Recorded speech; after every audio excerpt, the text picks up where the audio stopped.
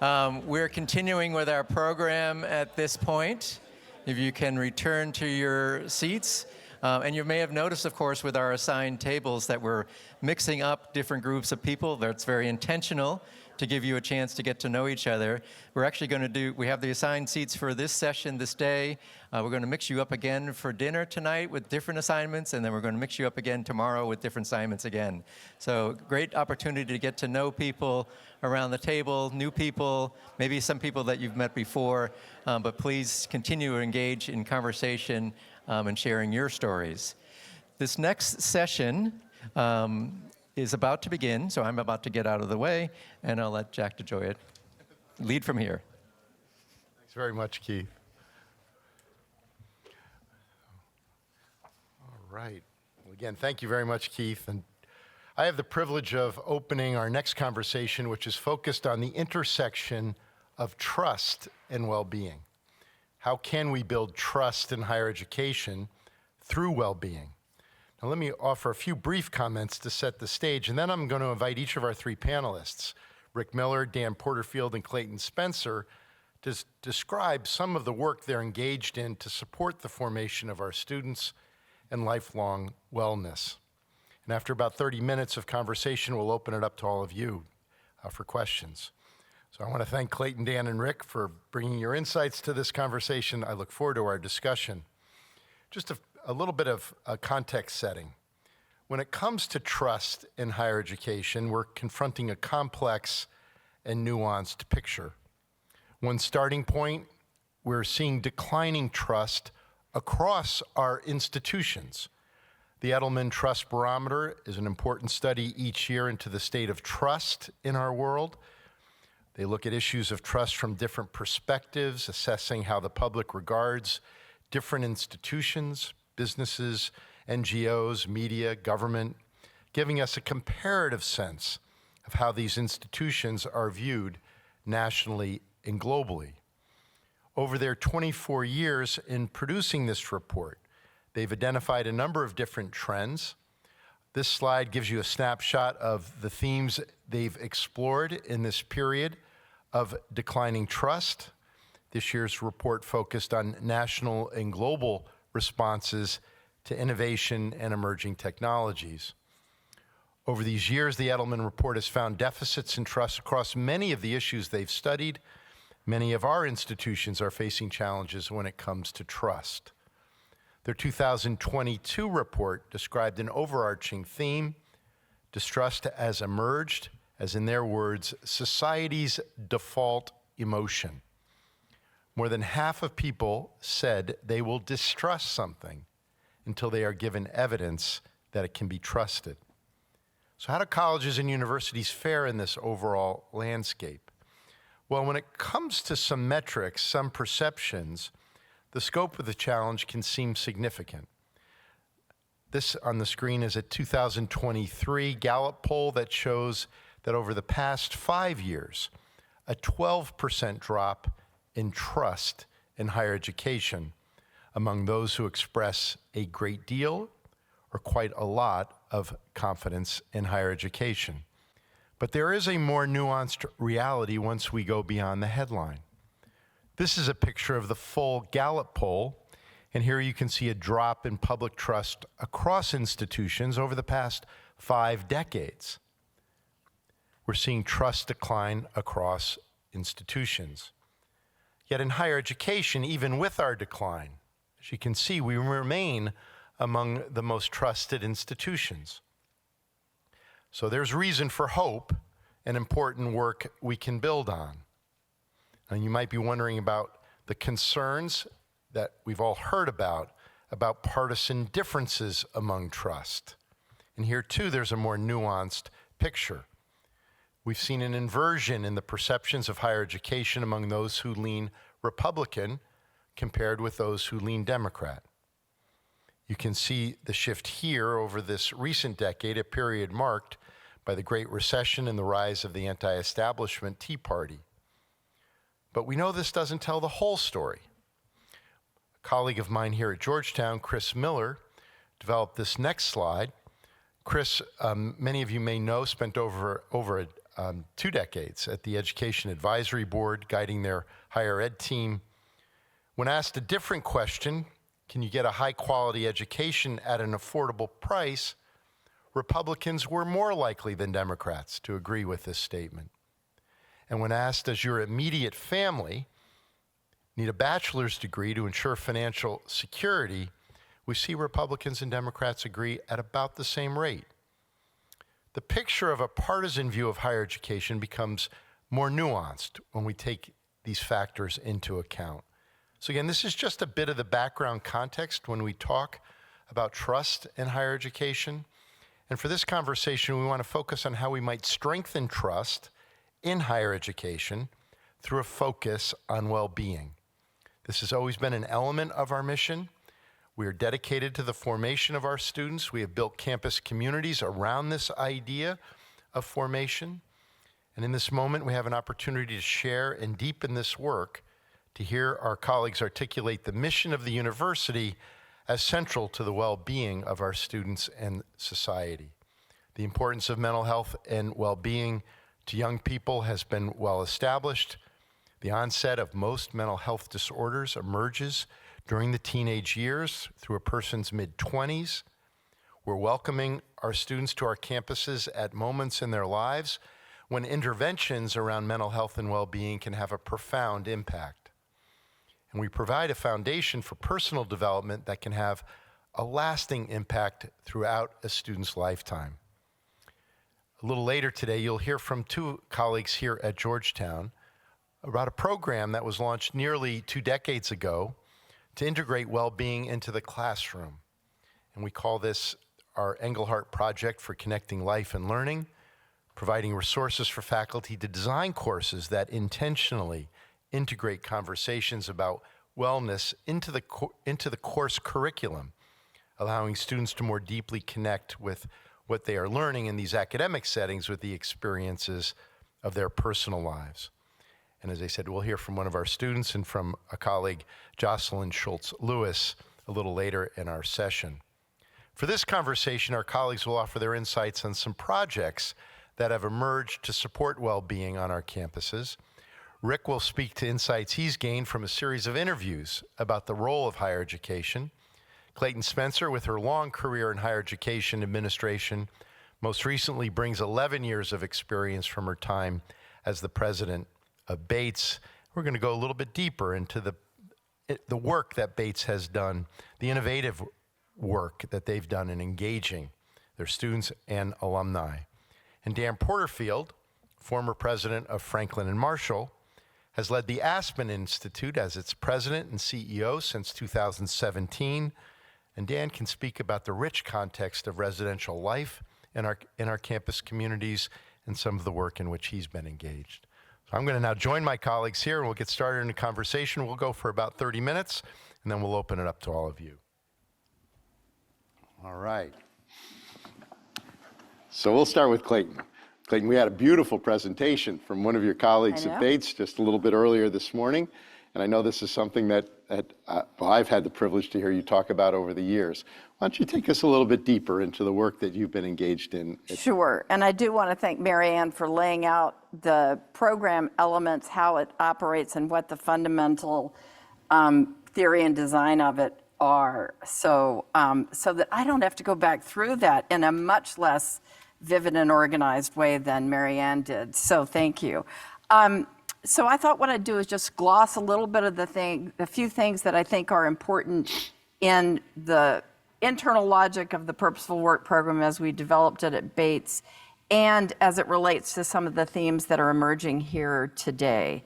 So, number one, I arrived at Bates in 2012. We've just come off the recession of 2008-9. Nobody's feeling great about paying for college and then seeing very uncertain, barista-driven. We didn't have memes back then, but if we had, it was the barista meme. I paid for all this college at a fancy college and great education, and they're living in my basement and being a barista.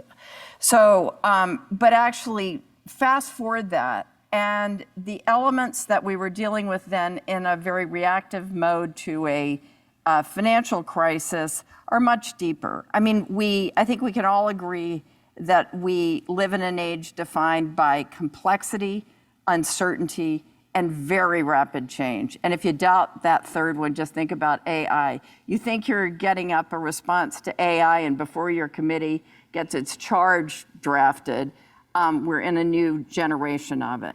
So it is patently ridiculous for any college to think they're going to educate students for an externally defined career path that's going to take them stably through their lifetime.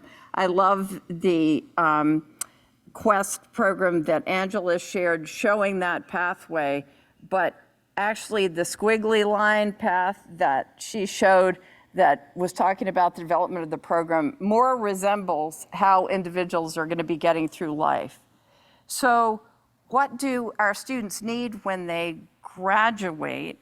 They need the cognitive skills that we give them. Jack talked about how knowledge was fundamental. Discipline, diligence, they get that from all aspects of their college experience. The interpersonal skills to navigate the workplace and be employed and stay employed and find new employment. And then a mindset of informed self-determination and adaptability. So that's why we talk so much about identity, agency, and purpose. That's how you basically create intel inside your students. How am I gonna take a path I've never seen? The great scholar of myth, Joseph Campbell, used to say, if the path before you is clear, you're probably on someone else's. So how do you make your own squiggle path and get to a life that has meaning and purpose? So at Bates, what we did, I thought this was actually a fascinating question. And I am not fundamentally interested in career services. That would not be what interests me about this problem. What interested me was I'm the product of the liberal arts. Many of the people are here, and I don't mean a liberal arts college, but a liberal arts experience with knowledge driving, self-knowledge and engagement with the world driving what you're learning. So I just had to believe, based on my own experience and my observed experiences of many different adults and careers that seemed important, purposeful, creative, that we were onto a model that is very powerful. So why were liberal arts colleges so darn reluctant, chicken-hearted to even mention talking about work? I mean, we spend our lives in work and relationships and other pursuits, but work is one of the biggest single pieces of what we're doing. So if human beings need to find happiness, not through just instant gratification, but finding meaning, purpose, and contribution, then work better be a piece of it. So rather than muddling down the middle and saying, well, we could have our students better linked to our powerful alumni network, well, that's a tactic. That's not a philosophy about how you do this. So we embraced it. I thought it was really a fascinating problem. We embraced it. As Marianne said, we had first a faculty committee, a lot of people. I just had 2 lunches and said, I think work's a really interesting topic. We framed it up a little bit. If anybody's interested, come and talk to us. 2 lunches packed to the rafters from which we drew people who were interested in and had expertise. So we embraced the problem of design not as a muddling administrative problem, but as a philosophical issue and a commitment to excellent execution, because I think you really have to do that. And then several of the principles that Marianne mentioned are key. Purposeful work is not aligned work.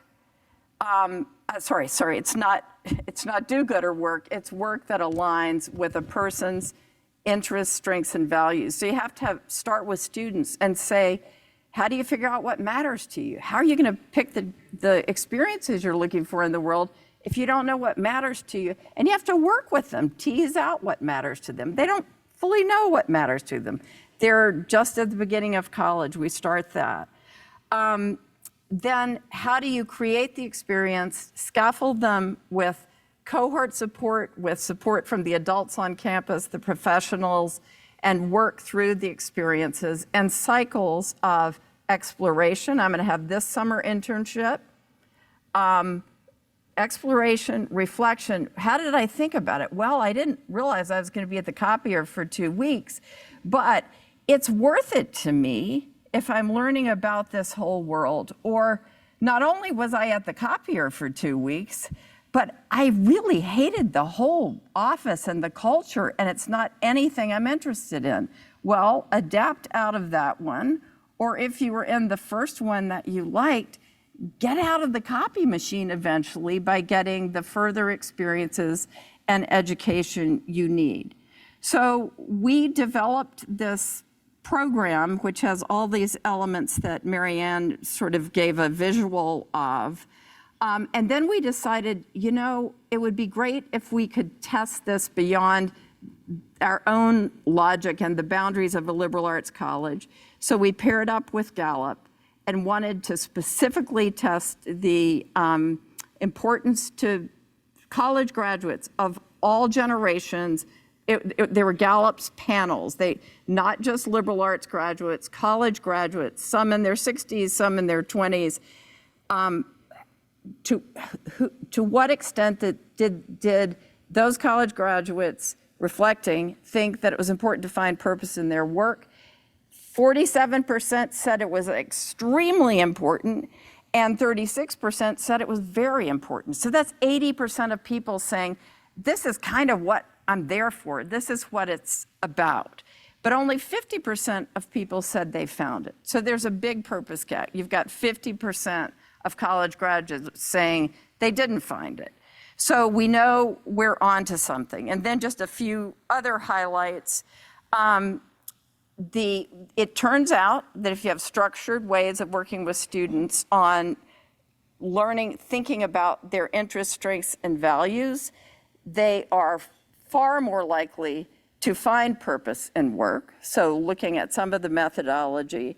And then a really important piece for people who said they had purpose in their work were 10 times more likely to have overall well-being.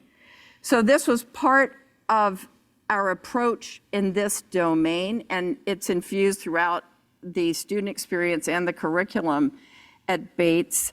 But it's also part of, I think, the conviction of many people in this room whom I've had the pleasure of talking to over time, that a lot of what gets dealt with clinically or subclinically as mental health issues, certainly there are serious mental health issues.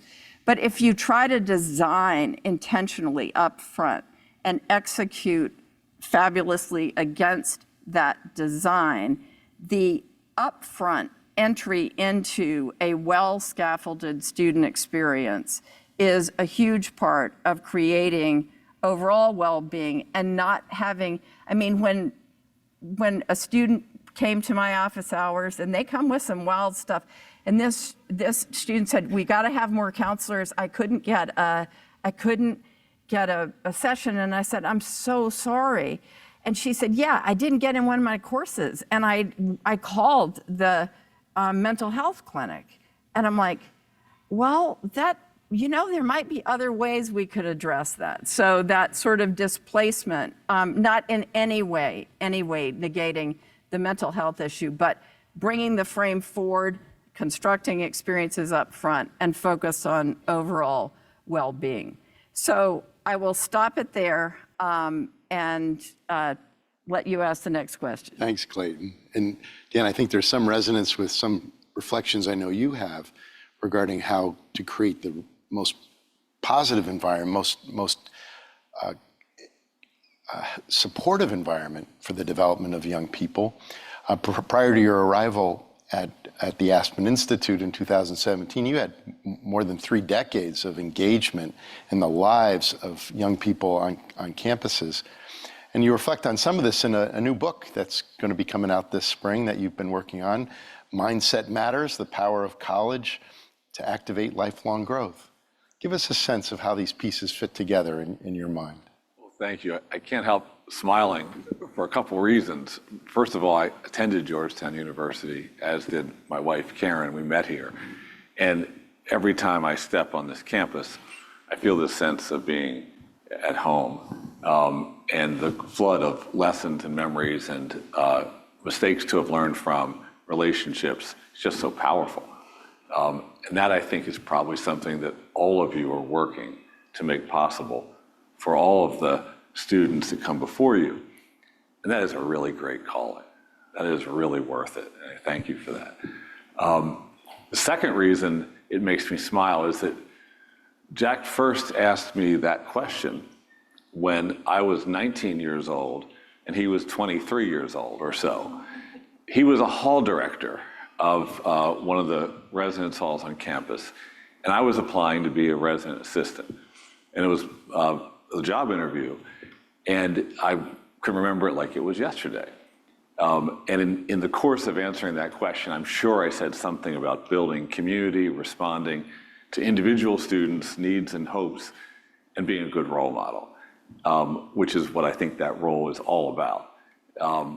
And I'm so happy that my daughter, who's at Pomona College, just got picked to be an RA. We did a little bit of coaching on the interview. I was bringing back some memories for her of President DeGioia. And so that was the first time you asked me that question. We then worked together and taught together at Georgetown before I left to go to Franklin and Marshall College. And while we were working together, I was senior vice president, Jack obviously was president, and I went to him in 2003, in the spring, and said, there's a faculty position opening up as a faculty member in residence, and are you okay if Karen and I pursue it for our family, with our 3 daughters? And I had other responsibilities at the institution, and we worked very close together, and he's like, if that works, I can hear you, that works for you, Dan, that's really good. And then a week or 2 later, he just popped by. Our offices were adjacent. You sure you want to do that? You think it really makes sense? You're going to be here all day long, 24/7, in that kind of a fish tank? Like, everyone's going to see you in the laundry room. They're going to see you, in the dining hall. They're going to see you around. It's like, yeah, let's try it. Let's try it. My wife was a visionary here because she loved it. We did it for 8 years. We lived in residence hall. So I come at this by saying that providing an environment for holistic learning for 18 to 23-year-olds, which means the academic, the social, the residential, the personal, the spiritual, all of that is extraordinarily important. To me, that is the purpose of all the purposes that we have for higher education. That in fact, that is what we should recommit to across the board. Each of our institutions, unless they only serve graduate students, what are you doing to facilitate the holistic development, the full growth of 18 to 23-year-olds?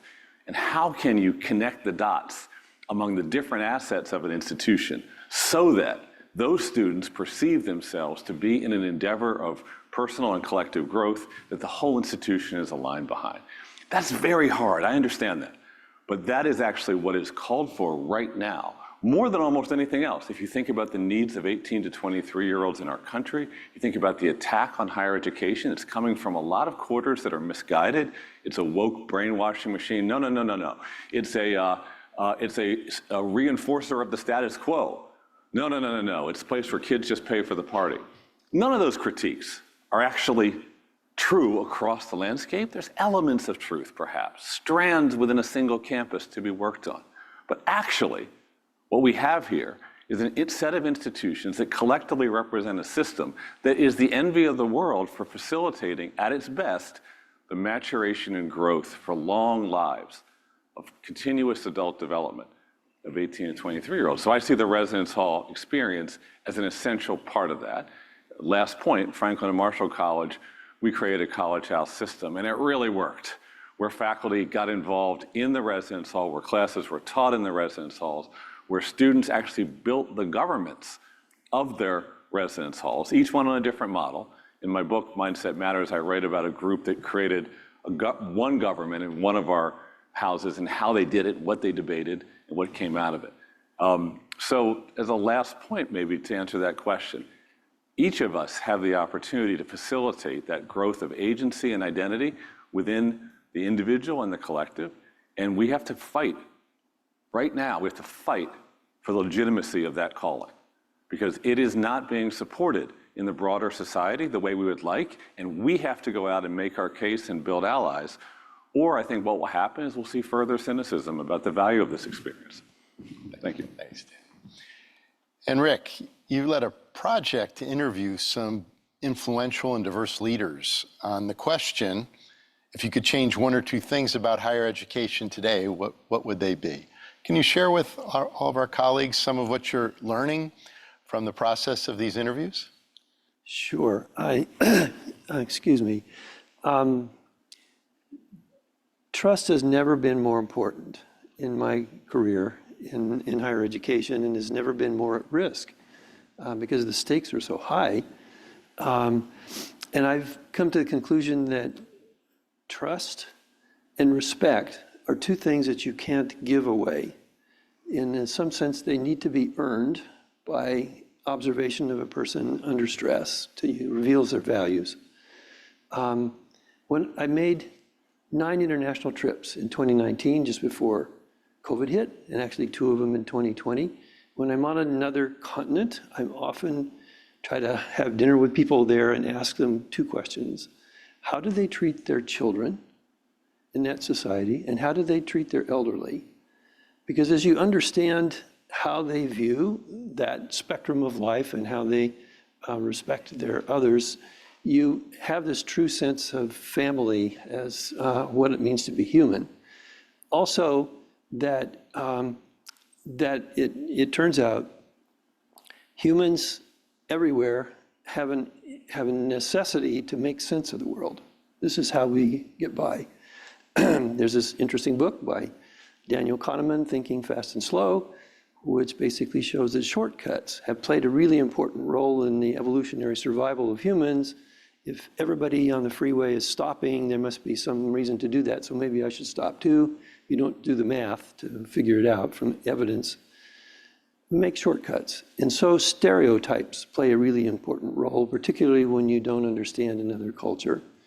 And we're seeing a lot of stereotypes. One of the most important ways that I've seen, when people have a label for you, or they think that you must have these certain intentional beliefs, if you can go on an international trip with somebody for a week or 2 weeks, you wind up sharing toothpaste and having breakfast at 2 o'clock in the morning.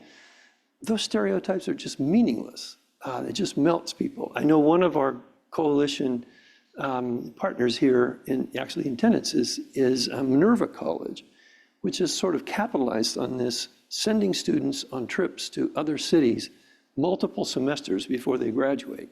And they're from all around the world. I have to believe that that builds a sense of identity, agency, and purpose, which is hard to replicate on a large residential campus in the US. So what does this have to do with these questions?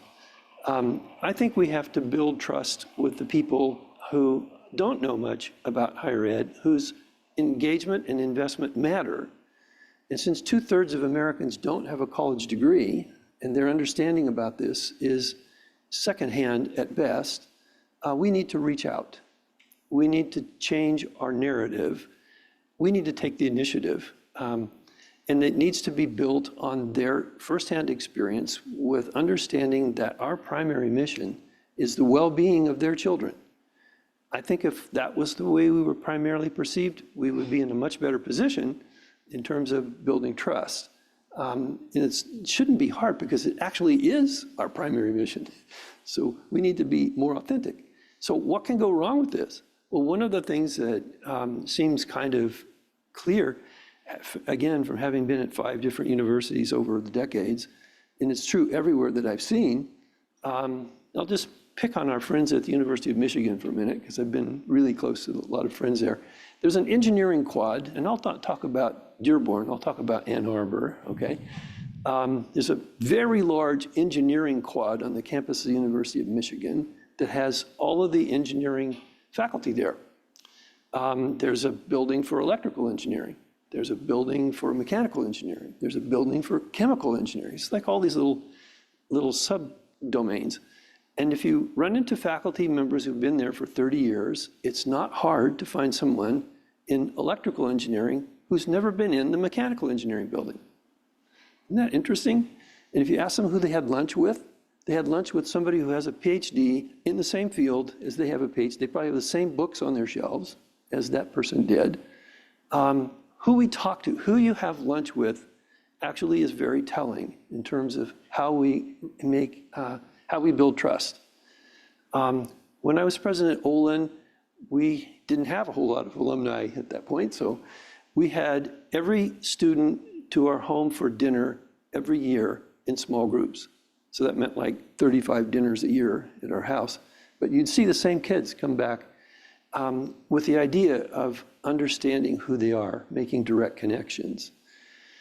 One of the most important things that I learned as a teacher in all this, and it's just sort of one of those little granite paperweights that you would put on your desk, it doesn't matter what you told them. It really doesn't matter what you said. It only matters what they heard. Because if you're teaching them, it's what they heard that counts. That video from Michigan Dearborn is so powerful, it's clear what she heard on that trip. You can't tell what they heard unless you have a chance to have a personal conversation with them. You know what their names are, you know what their story is. So we need to have conversations with the 2/3 of Americans who didn't earn their career at a college university campus. We need to find a way to build trust with them. One of the ways to start that conversation is to find a group of people who've never earned a paycheck for working at a university, who are influential in society, whose voice matters, and ask them this question. If you could change one or two things about higher education today, what would they be? So that's been a kind of project I've been working on for about a year. And so far I've talked to about between 15 and 20 people. And I'll just give you a few names of the folks, the people on the verse. So the first person I contacted was Ken Burns. We've talked about storytelling, right? I think of Ken Burns as the nation's storyteller.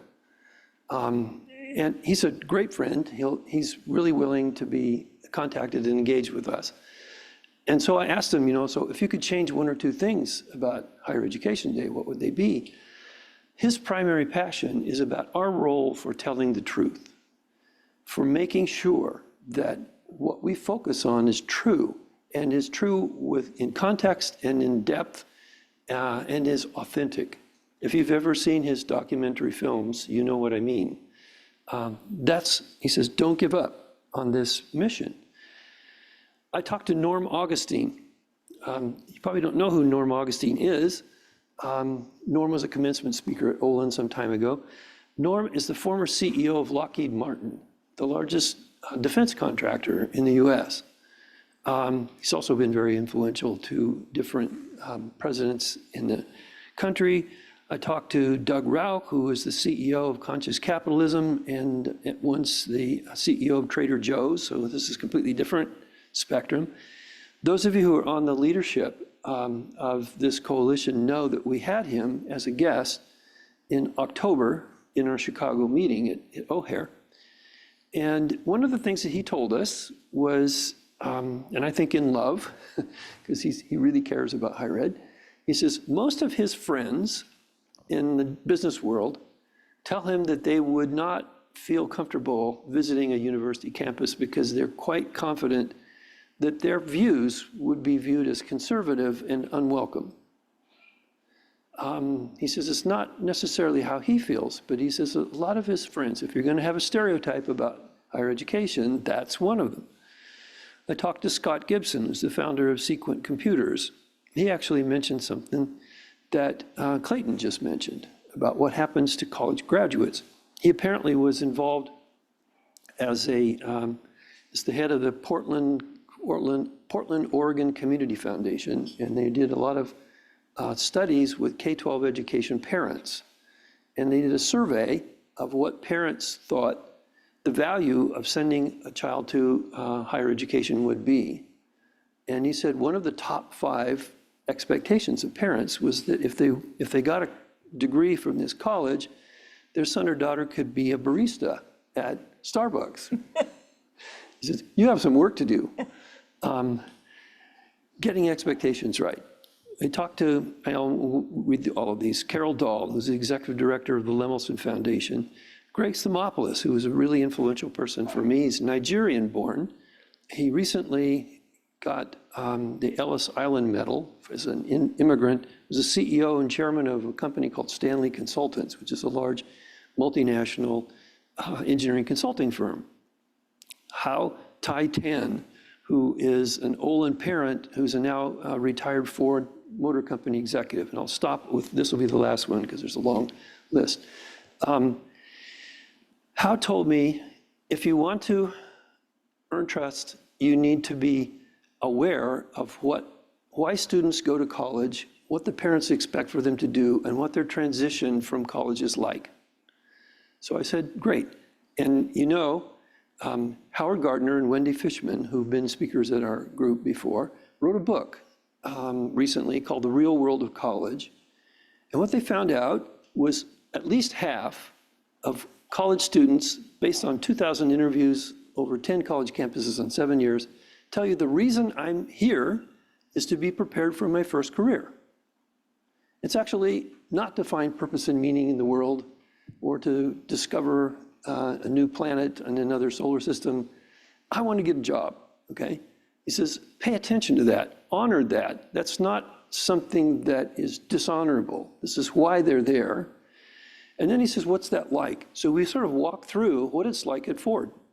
And he has a daughter who graduated from Olin and went to work for Ford. And so this is a fictionalized story, but all the elements are true, okay, in terms of what happens. It's very common for 22-year-olds who have an engineering background to want to do something cool. Like, for example, be on the design team for the new Ford Mustang e-car, okay? Wouldn't that be cool? So I asked him, what is that like? What happens at Ford if you do that? And he says, well, here's what would happen. You would wind up being hired at Ford for that project. You would first discover there are no departments of mathematics or English or sociology at Ford. There aren't even departments of engineering at Ford. They are organized according to a product line. So things like the Mustang, that's what it is. That's your now, that's what, so your college major was kind of like the hometown that you grew up in, but you now left home. This is not about that anymore. The second thing you find out is that you're the youngest member of the team, by definition, because you just graduated. You'll find that there are other members on this team today, on the first day after you left college, who are old as your parents, okay? Have you noticed that there are divides between attitudes and behaviors in our society based on age, Gen X and so forth? This is reality, this is who you are now. By the way, we're in Michigan. Did you know that Michigan is a purple state?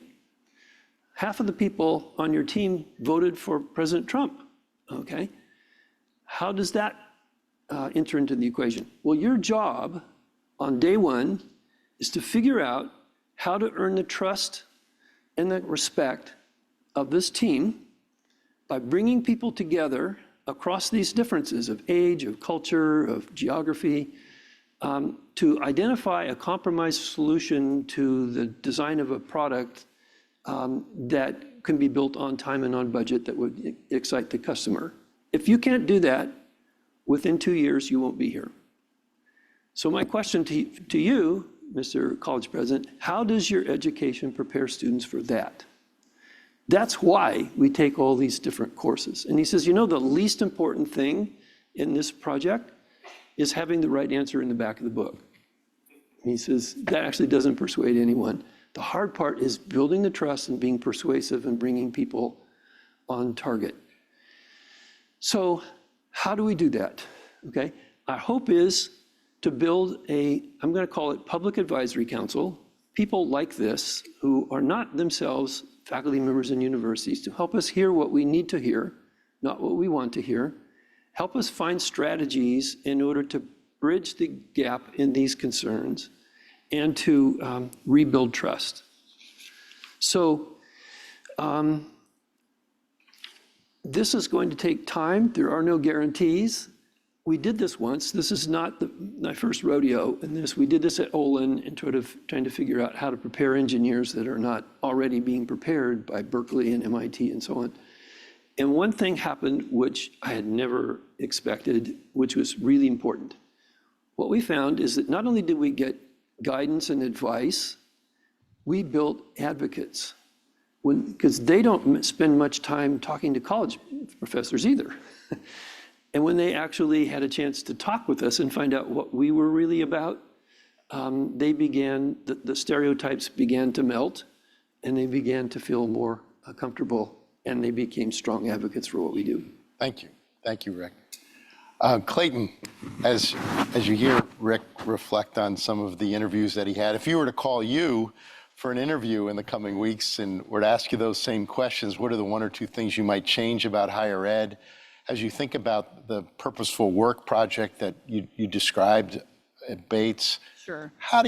What advice would you have for all of us as we think about rebuilding trust, building trust in higher education? Yeah, so as a college president, you learn a lot about trust, some the easy way, some the hard way, right? And one of the things that I think is important to being worthy of trust, so trustworthy, is you need to be brave. So when Ken Burns says you need to actually take the truth-seeking project seriously, I think, so what I would say is, and I was gonna say this before I got here, and I'm even more inspired to say it after the talks we've heard this morning. This is not a time to lose our nerve. We have some critics of higher education coming at us in total bad faith and no generosity and no willingness to hear the truth. But we have lots of people who want to believe, want this for their children, have experienced higher education themselves, who also are losing confidence. So we have to take that seriously. But this is no time to lose our nerve, and I think it's a time to double down on the mission. I don't remember, I think it might have been Domenico this morning who said to make sure that his graduates graduate not only with a degree, but with the grounding that will let them pursue their life chances. So what can we do? I found at Bates that you could talk about things and it's just a bunch of yah if you're not doing them, if your students aren't experiencing them, if your faculty aren't excited about them. Heard a lot about that from Angela today. So you've got to start by looking at your own house, because we not only have a lack of trust coming from the public domain, some bad faith, some legit, but we have a problem of trust inside institutions. The parents are worried. They want their kids to go here, but they're worried the investment won't pay off.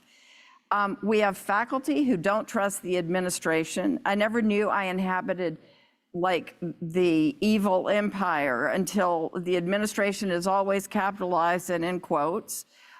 We have faculty who are nervous about the classroom. Are the students going to videotape me when I make a slip of the tongue and that's going to ruin my career? The students who so faculty not trusting students, not trusting administration, students not trusting actually that the college really is about their best experience. Employer partners thinking, why would I hire a kid with a liberal arts education? What do they know? So part of this is bringing to consciousness what is important about what we're doing, being super clear about it, because actually, and this goes to all the storytelling, if you can't tell a story about what you're doing and why it matters, or what you're trying to achieve in an institution and why it matters, nobody else is gonna get it.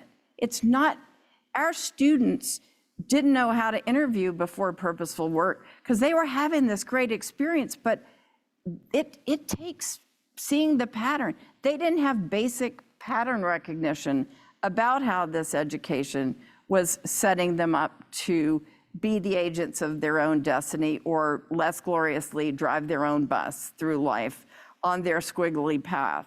So I feel like a lot of this is about being ambitious and clear in our goals, being committed not to running a mom and pop shop that runs the dean of students office like people who get their primary care in an emergency room, which is often how it is. You don't know any students till they come through in a crisis. Build the programs up front, make them understand that we're there to support them and we are supporting them, and then have results to point to. So I'm saying go deep on the values that really are important. Be brave about communicating those values. Know that they're going to be parodied and try to be destroyed by certain elements of our society. But honestly, we're here because we all believe this work is right and fundamentally important. So that's what I would say. Dan? I think we should, I like everything you just said, Clayton and Rick, thank you. And so building from that, challenge ourselves to get better at facilitating growth mindsets that allow younger people to enter their early adult lives believing that they can lead their learning, that they can be the one that develops the futures they would like to create. So part of that means challenging students to take responsibility for creating their education. That it's not simply about us providing, but it's about us establishing a climate where the students are recognized and supported for being the creators of meaning making on campus. And the first time I probably got that idea was sitting with Jack a few months after he interviewed me. We were driving somewhere in Virginia. You had to pick something up and you said, hey, why don't you come out with me? And I think he wanted to find out if the person that he recommended to be hired was doing a good job, because I wasn't reporting to him anymore. I had another hall director. And I was really wanted to impress Jack and tell him all the things that we were doing on my floor. And we went to a soup kitchen and we did this with some faculty. We had these dinners and we had these discussions about sexuality. I was like laying out all the things I did. And he's just driving along. And, and I finally he looks over and says, remember, the most important thing is what they learn to do, not what you do for them. That's really good advice. He was only 24 when he gave it to me, but really good advice. How do we create environments that's challenging and empowering students to feel that they can be the ones that drive their development? And then how do we actually document that so that the learning and development that's happening in and out of the classroom is somehow assembled in a way that students can see, this is what I've done, this is where I'm going, this is what I'm building, and I'm the one that did it. So that's not one change, but it's a mindset approach, I think. Thank you both. Let's open it up. Microphones are all over the place, so if you would like to offer a contribution at this point on trust in higher ed, questions for any of our panelists, comments, please. We have time for a couple of questions, and there should be a microphone coming to you very quickly. And if you would, please say who you are and what institution you're at or what organization you're part of, maybe what your role is there too. Great. I'm Brian Olson. I'm from the University of Maine and involved in a number of initiatives there that are all aligned with these ideas. My question was based on the two things that all three of you spoke of with some eloquence, as both respect and trust. And I'm wondering if you have thoughts about how we can relentlessly pursue both of them at the same time, especially when, I don't know, I feel things have gotten simplified a lot in various different communities where trust means that, to trust somebody, you're just accepting everything, but then respecting something means that you are also not questioning. And so the two things there, how we can do both of those things simultaneously, just thoughts on that. I'll take one little crack at it. I think our secret weapon as lovers of education and whatever roles we have is curiosity. And I think one of the greatest signs of respect is to be curious about other people, who they are, and to recognize that our faculty they absolutely want to know what's going on, but they're also curious. They are also paid to be curious. So to honor that curiosity and to try to create an environment that is that embodies good faith engagement and that finds the joy in that. That's really what makes these environments or a conference like this so wonderful, is the joy of discovery. And that means all aspects and everybody brings something to the table. So that would be my stab. Well, we all have to build and earn trust. We can't ask others to give trust. It's up to us to be the ones that build it. So that's the first point. If you want to be trusted, go figure out what it will take for you to build the trust that you seek. And in relation to just one of the target audiences for trust-based relationships, student community, I think it's critical to challenge and invite students to both be in their experience and step out of it to assess it and to evaluate and say where they would like it to go. And so then we earn and hold trust by both inviting that conversation about the purpose of education and the direction of it and the means of going, and then by being their partners on it. But I do think that lamenting that we're not trusted will only allow us to give each other consolation. We're going to have to go out and build it and earn it. Can I just make a crack at this real quick? Sure. I think they're related to each other. I don't think there's so much in contest. To me, I can't respect another person unless I know what their values are and I can see that they're authentic. So if the person has authentic values, so one of the things about being in a leadership role, you stand in front of a group and you give a talk. But the people who really can tell whether you're authentic are the people in the back office who see how you act during the day. And when a person has completely consistent behavior, it's much easier to respect them and to trust what they do. Had some experience with the trust issue in talking with donors, for example. This is also something that presidents do a lot. So had a conflict with a donor a couple of years ago. We were going to do a project which I was convinced that he knew about and he had supported for over a year. And then when we made the public announcement, he was appalled and said, no, we can't do that. This happened to deal with another country. And so what to do? After talking with him about it, I began to conceive this as a test. Does he trust me or not? And eventually what I did was I said, fine, I'm not going to argue with you about whether I thought we had reason to believe you were on board. I'm going to take care of it myself. I'll find some other way to develop the funding. We have a bigger agenda in common to think about things together, and let's not let this get in the way. 2 weeks later, he called me up and said, I'll fund half of it.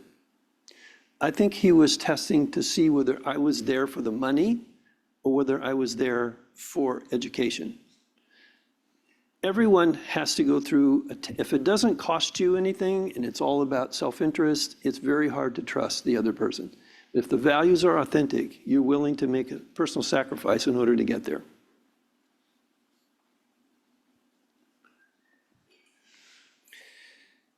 My name is Damon. I'm from San Jose State University. I'm a professor in Lucas College of Business. One of the things that I do in my classroom is helping students make connections, authentic connections, helping them have conversations with their peers and know their names and so forth. So in the process, I get to know their stories and their names, and it's very exciting, it's very rewarding. So I was thinking about a course, what if I did that for the whole course? And I was suggesting this to my department chair. What if there was a GE class 1-unit course? Wouldn't that be great? So this conversation started, and then I came to DC, and then I walked into Georgetown.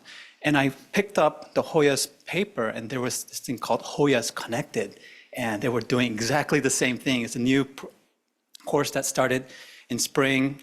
The students are leading it, asking very deep personal questions, 1-unit general ed course. So I would love to hear more about Hoya's Connected, if there is any additional information about that. Sure.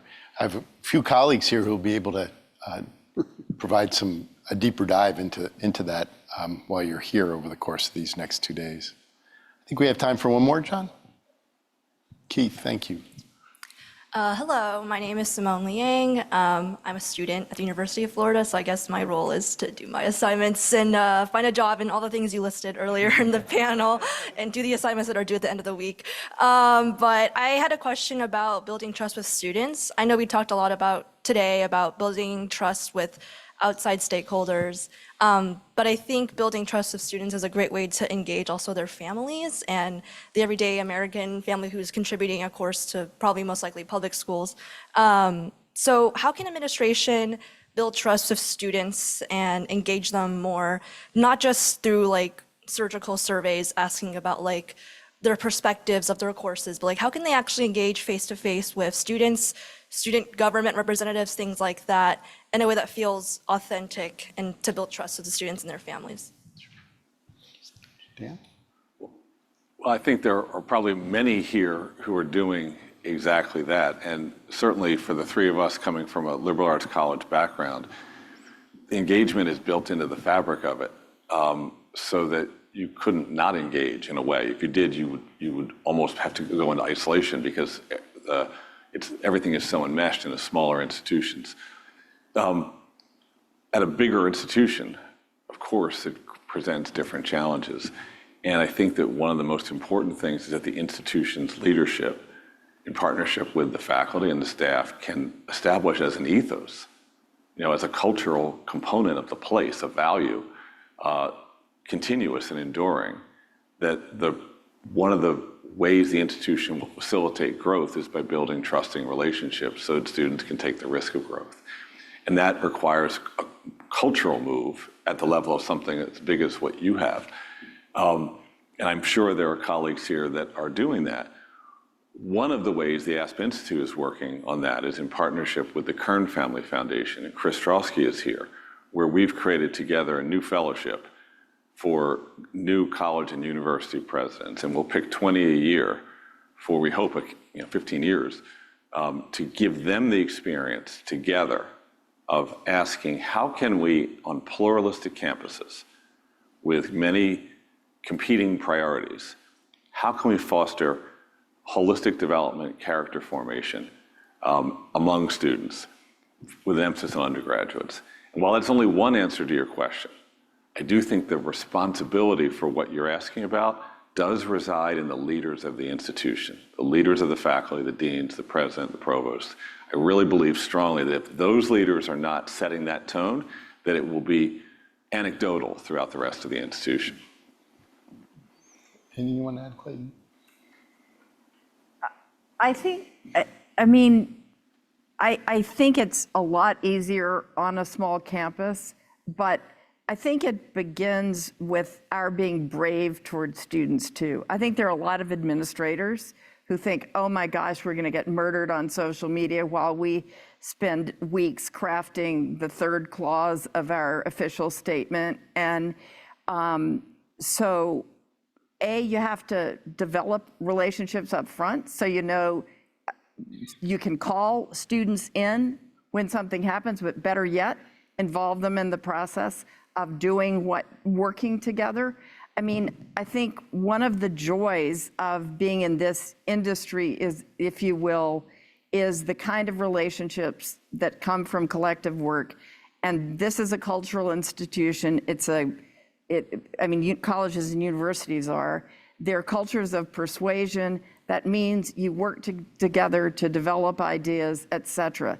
The more students are part of that process, and the more you allow them to signify their interest or choose their own representatives in those processes, and the more you have organic relationships. I ate lunch in our student commons anytime I wasn't on the road or literally with a direct conflict. And that was huge. The students saw me, they came up to me, they talked to me, I could sit down, and you just have a basis. So in that sense, I think it's not rocket science. You just have to get out there and do it. And it's much harder in a big place, but if everybody in the leadership is sort of taking that approach, I think you end up in a lot stronger position when things do get divisive and rough. I'd encourage you over the course of the next day, as you get a chance to meet some of our colleagues here, you probably have the greatest concentration of people committed to the very ideals that you're speaking to right here in this room right now.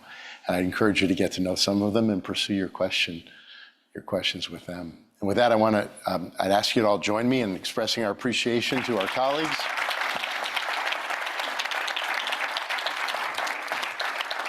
Keith.